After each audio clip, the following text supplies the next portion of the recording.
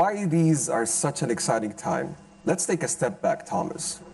If we look at the broader context and look at global economic output, and I have to congratulate Rwanda for clocking 7% growth year over year last year when it comes to GDP growth. What's really driving the growth momentum? We have $100 trillion of economic output. $32 trillion is attributed to labor force output. Mm-hmm. Out of that $32 trillion, already $1 trillion is being augmented, accelerated, and democratized by AI/generative AI. Wow. Over the next 5 to 7 years, it's projected to go to 14%. That's 43% wow. of the labor force productivity potentially could be accelerated, augmented, or democratized and disrupted. And this is why we are not at a tipping point, but a turning point in humanity, where we're moving from what I would coin, and I think the World Economic Forum soon is going to release it, shifting from the industrial revolutions to the intelligence revolution. How we're pivoting from digital to AI and maybe later on quantum. It's interesting you make a distinction between sort of the information revolution, which we talked before, to the intelligence revolution. Absolutely. I like that. Right now, it's all about achieving, first of all, co-intelligence. Yeah. How humans and machine can coexist within this artificial intelligence era or AGI era.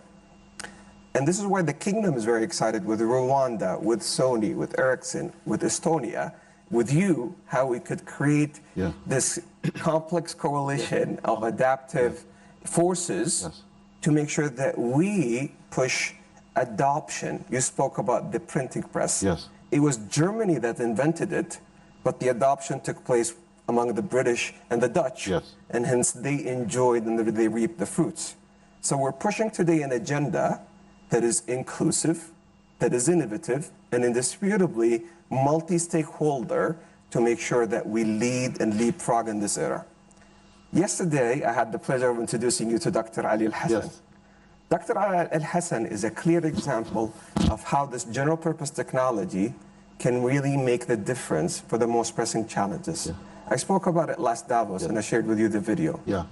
He used generative AI to look at the correlation of protein and enzymes to reduce the time for drug formulation for sickle cell disease from 10 years to 2 years. There's some great news. He's pivoting already to 3 other genetic diseases around vision, around respiratory systems, and cholesterol level systems. These are remarkable examples of how this general purpose technology is making the difference for a disease that impacts 20 million folks, 75% in Africa, in the Middle East, and this is making the difference. We have learned a lot from this. The OECD principles of trustworthy AI, His Royal Highness led under his leadership the consensus among the G20 in 2020. This is the toughest year, and this was 3 years ago, way ahead of the generative AI era. And those OECD principles of trustworthy AI have paved the way for the AI Act, for all of the different pieces of legislation that we're hearing today. And those principles today have not stifled innovation in the kingdom. Yeah. So we've pushed on direct formulation, and we have learned that on a use case basis, you have to do a risk-based assessment, out of which you still have to conform to clinical trials regulation. So right now, 15 patients in the National Guard Hospital are undergoing this treatment, and they have to go through stage 1 examination for toxicity and for side effects. Yes. Then have to move to efficacy, then to full approval. If I just give you one last example, and then I can wrap up. Yeah. If we shift to the other super cycle you spoke about, which is the climate change, we have Aramco that launched last LEAP, one of the largest tech events right now in the world. And I do invite you, Thomas, to come and join us for LEAP next year. Yes. They have announced the Meta Brain. Their 250 billion parameters model, soon to be 1 trillion parameters, really helping them achieve the lowest uplift cost and carbon intensity for their downstream and upstream activities. And there's one particular use case that they're very excited about when it comes to drilling and how they can reduce the numbers of runs as they correlate the porosity and the pressure points for drilling. And the savings that they have realized already is $1 billion per annum for the next 10 years. And that's one use case. And just quickly, you also talked about how they've turned the drill from this direction also to this direction. Indeed. And taking stuff out of the atmosphere at scale, not just out of the subsurface. This is when it comes to metal organic frameworks for carbon sequestration and storage, how the circular carbon economy can work. So this is live examples of how we need to foster today in a multi-stakeholder fashion an inclusive and innovative AI that pushes the needle on this general purpose technology diffusion and adoption. And of course, what was different about when the printing press happened, yes, it diffused quickly to neighboring states in Europe, but it took a while to get to Saudi Arabia and to Rwanda. Now this happens at the exact same time. Average is no longer the case today. Exactly, exactly. Mr. Eriksson, what's exciting you at Eriksson? Well, I'm thinking about this from my role as industry leader. And what's so fascinating just now is that we all realize that industries will change fundamentally. But we don't know exactly how and how fast. So hence, it's so important to engage, not only inside individual business enterprises, but also with other companies in the supply chain and in the network. The ultimate result will most likely be that more and more business enterprises will be fully automated, helped by software, AI, and robotics. But that will also not only impact individual companies, but entire value chains. And to understand how to set that up and what it takes to unlock the full potential of the technology is a huge and very important leadership task as we speak, which really excites me. You know, it reminds me when electrification was introduced, there's actually no initial productivity boost. It actually took about 30 years. And there was a lot of study. Why is that? We went, from steam to electricity. And the reason was the full impact of productivity improvement from electrification actually required you to redesign everything, from how the factory was organized, the workforce was, and only then when you redesigned all the systems around it, then you got this explosion of productivity. Is the same, are you sort of suggesting around AI? Sure. And in a number of discussions like this, it's easy to be excited about the potential of the technology. But we tend to forget about what it takes to realize the full potential and unlock bottlenecks. Yes. So that's probably your next question. Yeah, that's what we'll get to that. Minister Risalov, from Estonia, give us your perspective.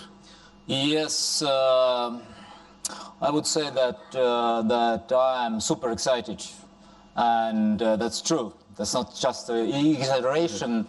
And what is our plan? We plan to be super users.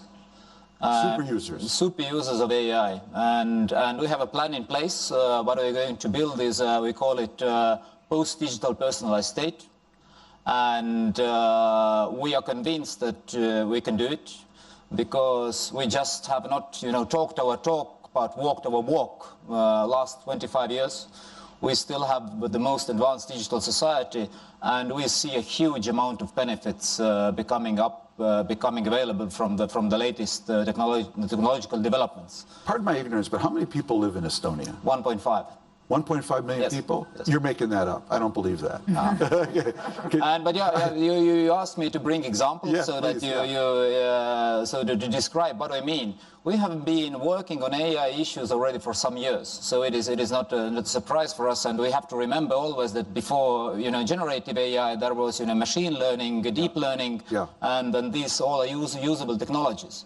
So just to bring you one example is that we have from 2020 up and running national clinical decision support tool, which means that it's a support tool for doctors to make better diagnosis. And what enables us is that we have our genome database established already in the Tartu University in the 2000s, beginning of 2000s.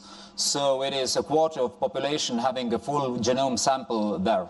So we have digitalized our e-health systems. Security study. So welcome, all of you. Thank you for joining us. Let's dive straight into the conversation with a snapshot of the latest MENA Regional Economic Outlook. Thanks to Jihad and his team. It is a straightforward look at the MENA region's tough times, marked by the conflict in Gaza and Israel, compounded by issues like the Red Sea shipping troubles, oil production cuts, all of this piling into what are existing high debt levels and rising borrowing costs. The forecast, as I understand it, and we'll discuss this, sees growth nudging up to 2.7% in 2024 from a tight 1.9% last year.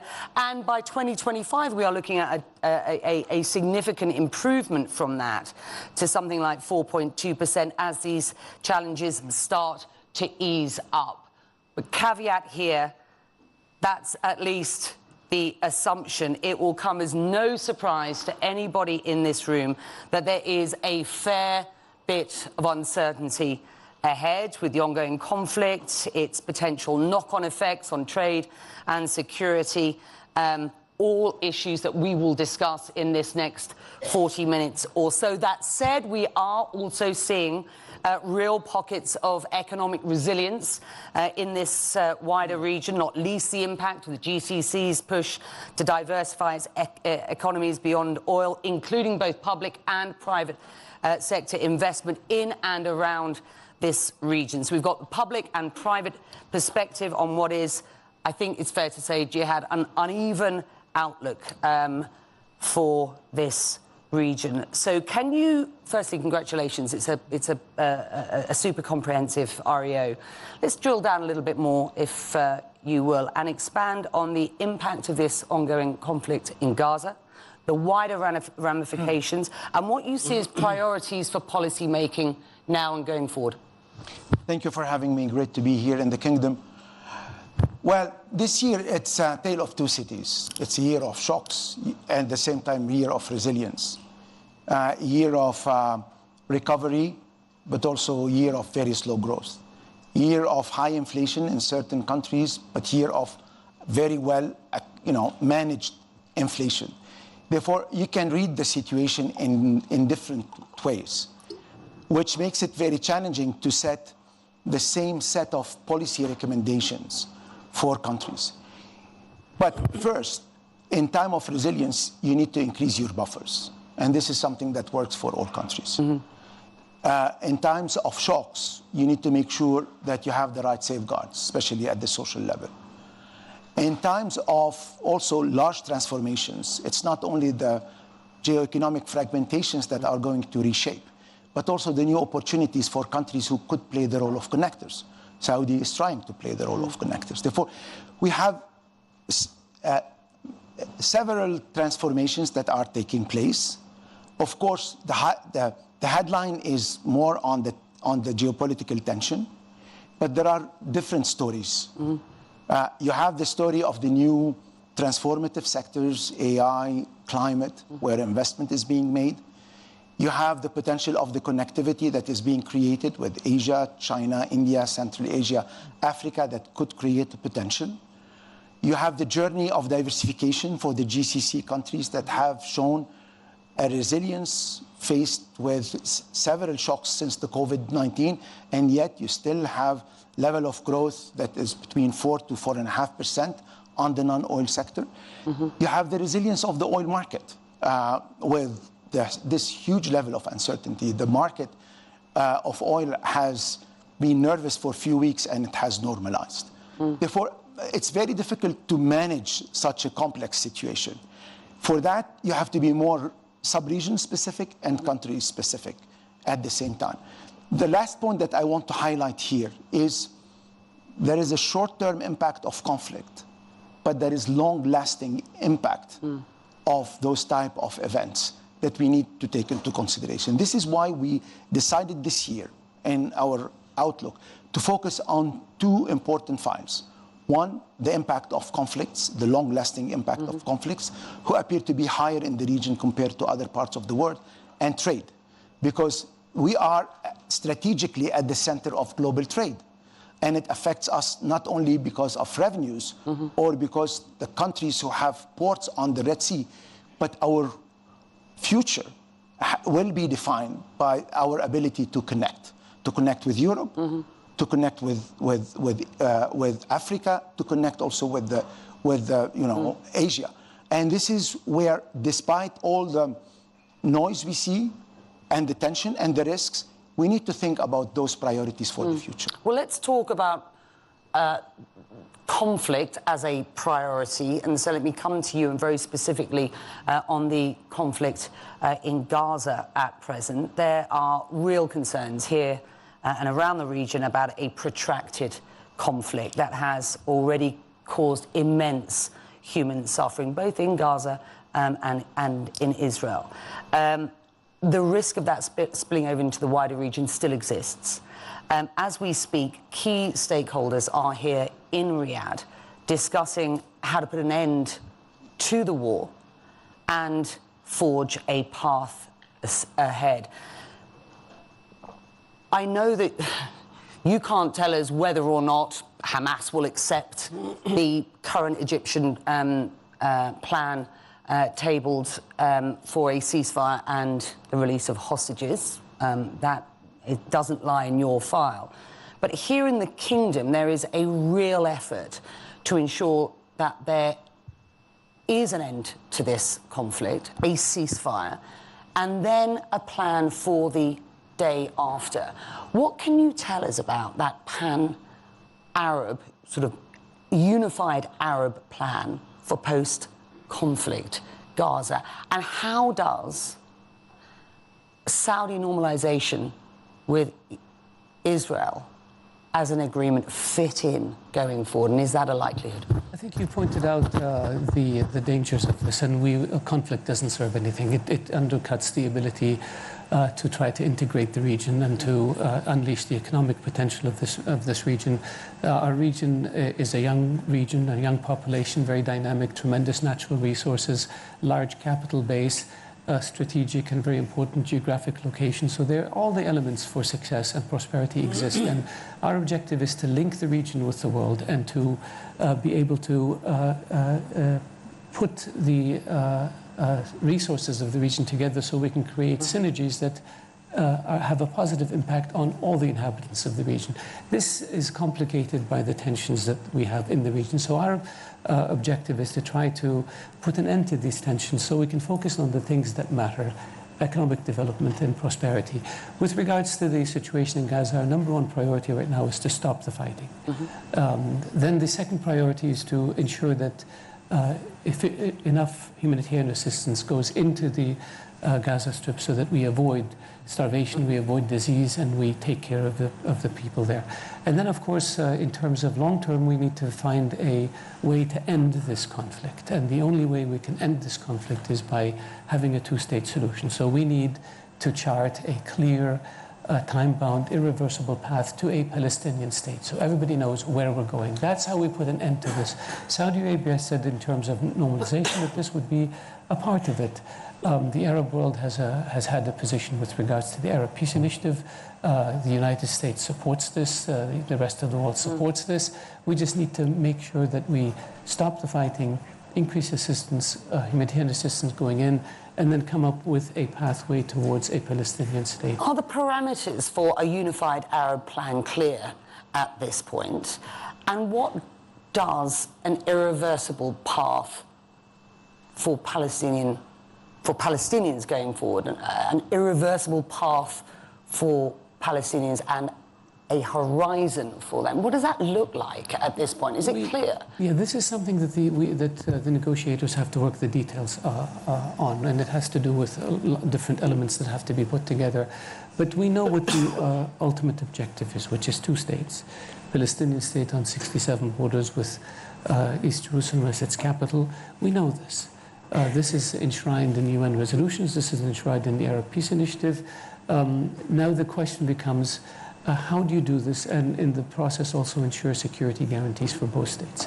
How much time does it take? How do you build capacity? How do you, if you look at the Oslo Agreement, there was an agreement to go from areas A from B to A and C to B, and then eventually from B to A. So you expand the authority of the Palestinian Authority so that you have a state. Now, the issue here is how we need to come up with a roadmap that has a timeline that is irreversible. So we know that we will get there if we take the steps that will lead us there. Let me just press you. Do you have any confidence that Benjamin Netanyahu, as Prime Minister, and his right-wing government have got any interest in a two-state solution at this point? Because if that is the irreversible path towards peace and success and a Palestinian horizon, you have to have some confidence that this government will sign up. I am not a mind reader, so I can't, nor am I a psychiatrist. That's not what I was educated to be, nor is that my profession. But what I can tell you is the interests of everybody in the region requires that we put an end to this.